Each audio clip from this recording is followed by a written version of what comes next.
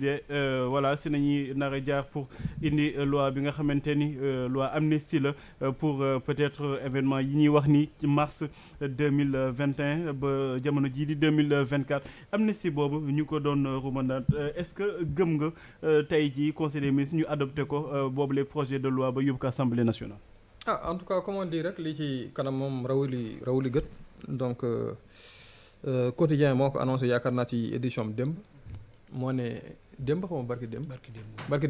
le lundi. waaw le lundi donc ñoo ne que le projet de loi sera discuté aujourd'hui en conseil des ministres donc on n'a aucune raison objective de douter de leur professionnalisme et de leur source donc dañuy jàpp ne rek loolu mën na nekk la bon te ci situation bi ñu toll ni bon dans le passé bi ñu tollaan ci situation yu xaw a demee ni aussi ay loi d'amnistie dafa doon am donc on n'a aucune raison de croire le contraire donc communiqué du conseil des ministres moom souvent 20 heures lañ koy lire à la RTS donc léegi moom kan bi sax jeex na duñ ko yóbbu ba ay 22 heures et demi donc mën na am 20 heures rek dina daanu te et puis ci quotidien ñoom li ñu bindoon sax que ne mooy que ne yaakaar naa ne situation bi dafa urgent ba nga xam ne la semaine dernière sax lañ ko waroon adopté en conseil des ministres mais finalement parce que y a beaucoup de ministres yoo xam ne ils avaient beaucoup de membres du gouvernement yi nekkoon foofu ci conseil bi nee nañu ñoom ils n'avaient pas encore toutes les informations par rapport à ça il fallait que ñu expliquer leen davantage pour ñu mën a comprendre bon peut-être ñoom tamit ñu mën a dupliquer le message au niveau de leur base wala yooyu wala pour ñu am seen élément de langage comme dañ leen di invité ay télé ak affaire yooyu donc mën na am loolu moo retardé mbir mi mais dafa mel ne le processus enclenché parce que le président avait déjà dit en conseil des ministres la semaine dernière il avait demandé à la garde des Sceaux de voir comment prendre des mesures pour pacifier l'espace te yaakaar naa ji li pacifier l'espace bokk na ci li nga xam ne mooy amnistie et comme je le disais donc de 1960 à léegi à chaque fois que situation bi jax ba xaw a jaaxal nit ñi donc dañuy jël ay des mesures de pardon bon d'amnistie encore que bon peut-être que les gens peuvent avoir des kii parce que booy lire la presse les sites et les forums nit ñi am nañ ci benn compréhension bu wuute am na ñoo xam ne ils sont pour il y a d'autres qui sont contre donc loolu moom c'est tout à fait normal dans la vie bu mesure jibee moom ku nekk da nga koy apprécier selon yow ni nga ko comprendre mais bon nekkul loo xam ne lu bees la loi d'amnistie moom yàgg na di fi am donc buñ ko adopté en conseil des ministres aussi on va voir buñ ko yóbbu assemblée parce que assemblée lay dem loi lay doon après on va voir période bi ban période lay doon ensuite ndax day infraction politique yi lay toucher wala infraction économique parce que loolu yëpp bu ci nekk rek dina am jàngat boo xam ne nit ñi dinañ ko mën a jàngat quoi parce que la présidence du président Macky Sall c'est de 2012 à 2024 entre-temps il y a eu des soupçons am na ay soupçons de corruption c'est-à-dire d'enrichissement illicite de délits financiers notamment affaire pétrole bi ak yeneen bon y a eu aussi des morts d'hommes donc loolu yëpp mën nañ ko laaxaale ci loi d'amnistie bi mais comme mënaguñ ci addu parce que génnagul conseil des ministres ba war a dem assemblée ba xool exposé des motifs bi donc duñ ci mën a sori trop li ñu mën a jàpp rek mooy que amnistie moom dans un pays comme le nôtre nga xam ne souvent on est sujet à des convulsions ak yooyu surtout politique donc yooyu day am quoi maintenant chacun va avoir la perception qu'il a de la chose quoi. Souvent Ayoba li ñuy justifier boobu les projets de loi en tout cas li ñuy wax ni bëgg nañ ko teg mooy jàmm sax ci biir réew mi est-ce que quand même au nom de cette paix war nañu mën a gën a saxal li nga xamante ni mooy impunité parce que ñu ngi koy wax sànq ci commencement émission bi plus de 50 personnes ñàkk seen bakkan ñu ni dañuy fàtte lépp rek ñu jël lépp teg de côté parce que jàmm nañu bëgg saxal ci réew mi est-ce que jàmm dina mën a sax foo xamante ni dëgg nekku fa. Bon, Pape Matar pour pacifier l'espace public ou l'espace politique on n'a pas besoin de faire des propositions de loi d'amnistie tey président bi day bëgg pacifier d'accord na libérer détenus politiques yi nga xamante ni ñoo nekk ci kaso yi c'est simple hein da ngay libérer détenus politiques yi ba pare permettre à ce que ñi nga xamante ni ñoo nekk ci langue politique bi ñu bëgg leen a xañ seen i àq ak seen yelleef nga delloo leen seen àq ak seen yelleef pour man loolu mooy indi pacification de l'espace public wala de l'espace politique mais boo defee loi d'amnistie du amnistier nit en fait ay fee lay amnistier te fee yi am diggante mars 2021 ak février 2024 bi c'est quand même extrêmement grave su fekkoon rek benn bakkanu doomu aadama moo ci rot c'est grave asantumalaak nag ñuy compter ay 50 ba ay 60 doomu aadama yi nga xamante ni ñoo rot pour man waruñu amnistier les faits là li ñu war a def mooy président bu fekkee comme li muy woote dëgg la bu fekkee dafa bëgg a pacifier l'espace public na libérer tous les détenus publics tous les détenus politiques autant pour moi libérer les leaders yi nga xamante ni actuellement ñoom ñoo nekk ci kaso yi ku ci mel ni Ousmane Sonko Bassirou Diomaye Faye ak yenn maire yi nga xamante ni ñoo bokk parti Pastef aussi dissolution bi nga xamante ni moom lañ defoon parti Pastef ñu rétablir leen dans leur droit ça participera à apaiser l'espace public et l'espace politique bu ko defee nag bu fekkee ci dëgg la ñu tënku ñu déclencher une procédure d'enquête pour éclairer la lanterne des Sénégalais sur ce qui s'est passé yan circonstances le 60 wala 50 bakkanu doomu aadama yi rotee entre mars 2021 ak février 2024 pour man loolu moo gën a jekk ci pacifier l'espace politique te moo gën a jekk aussi ci réconcilier tous les Sénégalais parce que boobaakat nañ ni président mi jël na ay mesures courageuses yoo xamante ni jar nañu gëm ko wala jar nañu topp ci ginnaawam ci li mu bëgg mais boo indee loi d'amnistie nga amnistier ay faits day mel ni tamit da ngay protéger ñi nga xamante ni ñoom la ñuy jiiñ ni ñoom ñoo faat bakkanu doomu aadama yi entre mars 2021 ak février 2024 doo amnistier soo amnistier rek doo amnistier faits yi ngay amnistier doo amnistier rek ñi nga jàpp pour tëj leen ci ay terrorisme xawma ay trouble à l'ordre public da ngay amnistier tamit ñi nga xamante ni ñoom lañ accusé ni ñoom ñoo doon boom xale pour man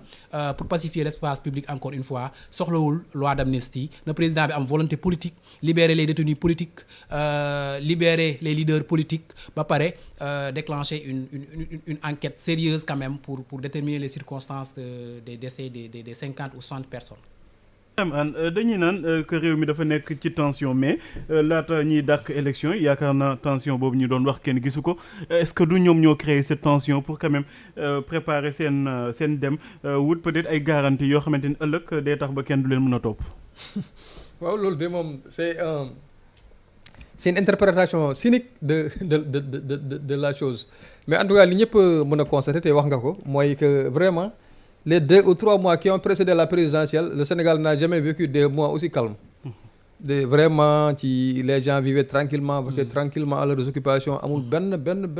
gàllankoor boo xam ne mën na justifier ñuy jël loi wala ñuy loo xam ne dans le sens de proroger le mandat du président et dans le sens d'abroger le décret portant convocation du collège électoral. Parce que comme tu l'as dit aussi Pape dafa mel ne c'est une crise boo xam ne ñoom ñoo ko créé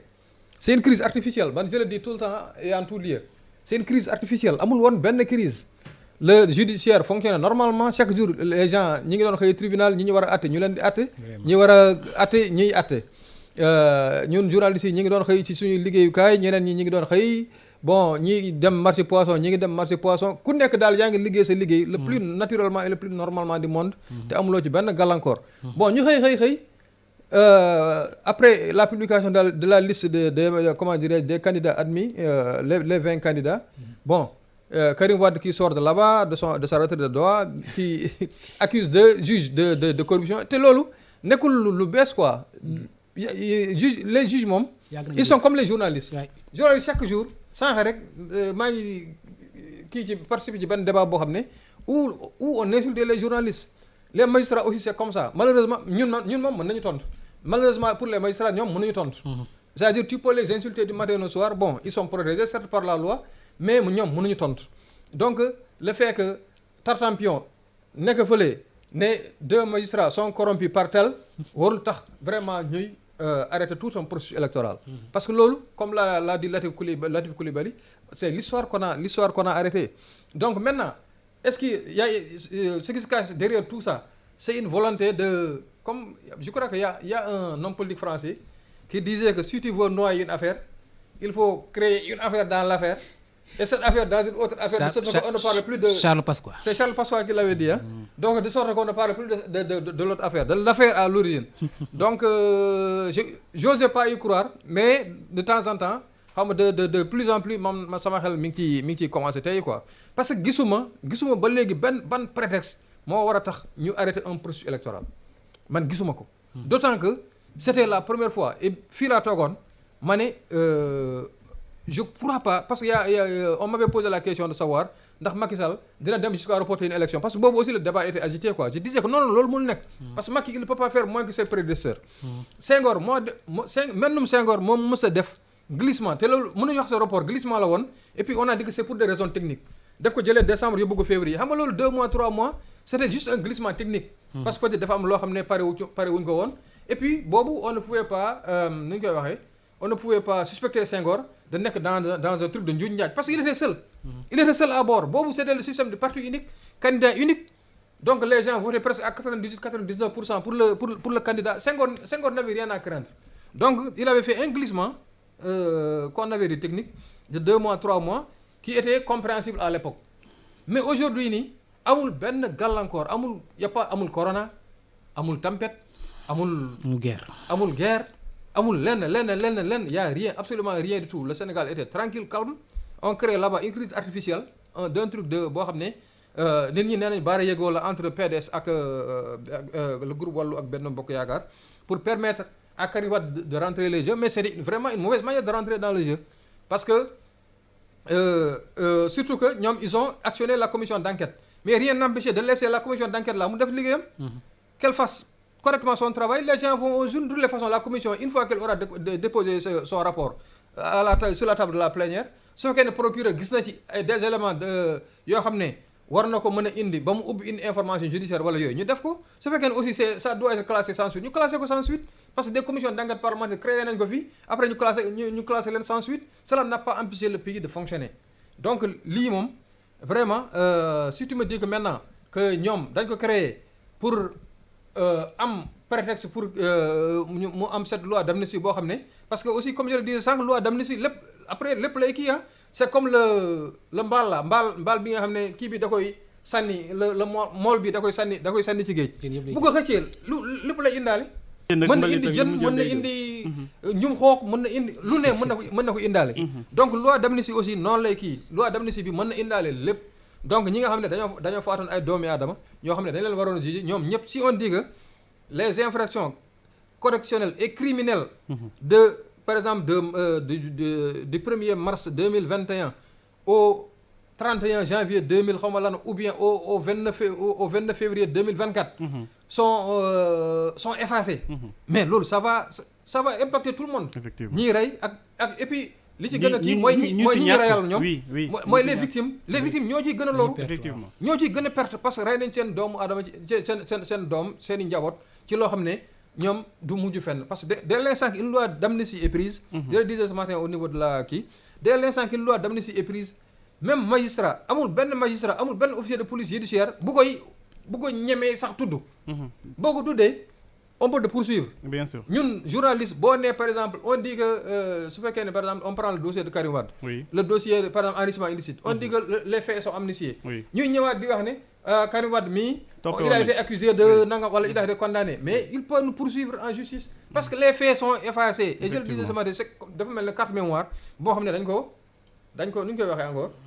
carte mémoire bu ñu formaté, voilà. Bu ñu formaté, il y a plus rien, absolument rien du tout. Jeex na tak, personne n'en parle plus, boo waxee sax mën la ci topp. Donc loolu daal bu dee loolu mooy objectif bi, je pense que c'est vraiment cynique de leur part. Xaw ma nan la ñuy waxee cynique nag. Dafa wax nga ci pël rek. alors Ayoba même question bi la gisuñu woon vraiment boobu les tensions laata sax ñoom ñu ni que dafa am ay institutions yoo xamante ni tey jii ñi ngi nekk ci xawma ay laale la xam lu ñu ko mën a tuddee ci wolof en tout cas luy waral ba ñu dàq boobu les élections institution boobu sax di assemblée nationale liggéeyam dafa mujj mu wax ne ndax commission d'enquête bi dañ ko mujj teg fële procureur mujjee jël dossier bi en charge. waaw loolu moo lay won ni ci ay caaxaan rek la woon ay caaxaan la ñu reporté suñu élection parce que man munoo wekku ci ay suppositions en fait su fekkoon dañu am ay éléments de preuve yu palpable yoo xamante ni dafa incriminer ñaari juges yi ñuy wax. boobaa loolu taxul ñu mën a reporter suñu élection.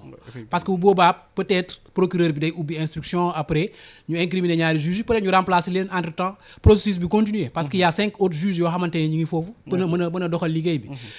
mais ñu ni dañ leen ay soupçons. président de la république taxaw ci kanam askan bi ni ay soupçons. ba pare mu wekku ci ni am na léegi différent entre le parlement ak conseil constitutionnel alors que y a pas de différent en fait. Parlement baa ngi fonctionner député yaa ngi dem session conseil constitutionnel ñoom bind nañ seen communiqué ni dañuy continuer processus bi donc li leen PDS di accusé yëngalu leen peut-être léegi nag nga wekku ci ni ñaari institutions yooyu dañoo nekk en conflit nga wekku ci ni nag léegi conflit boobu ay